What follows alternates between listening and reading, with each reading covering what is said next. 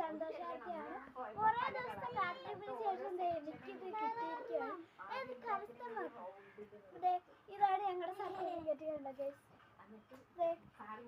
Name Angel Jacob, son or daughter of, ഞാനിപ്പോൾ ഡോക്ടറാണ്, അതുകൊണ്ട് ഡോട്ടർ ഓഫ് ജേക്കബ് തോമസ് എന്ന പപ്പാൻ്റെ പേരാണെങ്കിൽ. പിന്നെ ഡേറ്റ് ഓഫ് ബർത്ത് ആലപ്പുഴ. എബിസാറാണ് ഞങ്ങൾ പഠിക്കുന്നത്. എബിസാറാണ് ഇവിടെ ഞങ്ങളുടെ കോച്ച്.